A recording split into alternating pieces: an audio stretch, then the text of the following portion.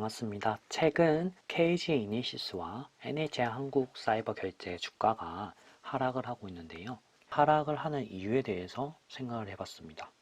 KG 이니시스 같은 경우에는 분기 최대 매출을 기록을 했고요.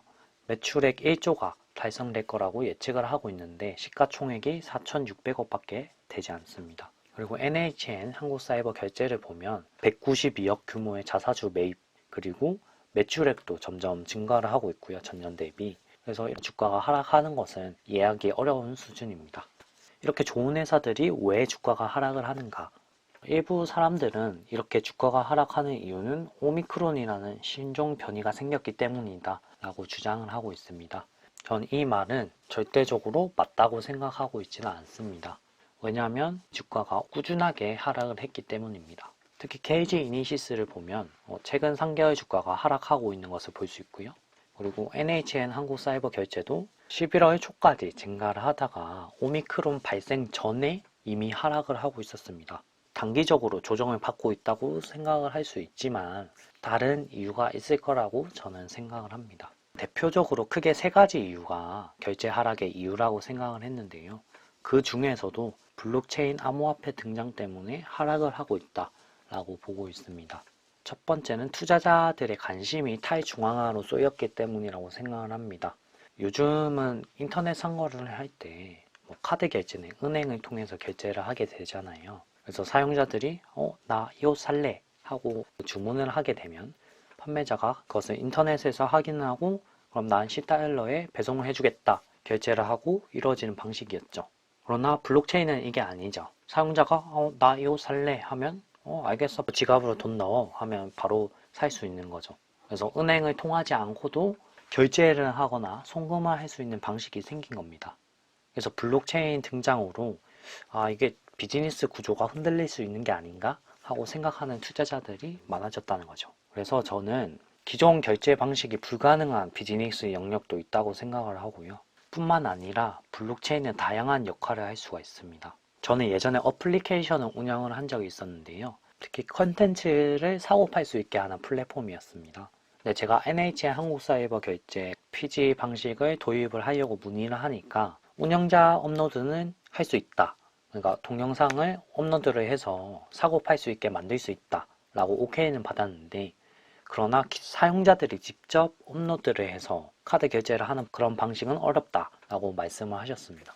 저는 왜 이런 게 불가능할까 라고 생각을 했었는데 컨텐츠라는 게 가치를 측정을 할 수가 없잖아요. 그래서 사용자들이 업로드를 하게 되면 10,000원이든 1,000,000원이든 사용자들이 정하는 방식이니까 이걸 제한을 둘 수가 없는 거죠. 법적으로 문제가 될 수 있다고 생각하는 것 같아서 이런 비즈니스적으로 유료화 카드 결제가 불가능하다라고 답변을 받았는데 지금은 어떤지는 모르겠습니다. 불과 한 3년, 4년 전만 해도 그런 방식이 불가능했는데 블록체인이 이런 방식을 대체할 수 있는 거죠.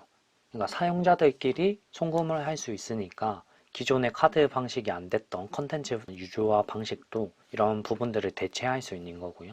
그래서 이런 부분에 대해서 위기감을 느꼈다라고 생각을 하고 있습니다.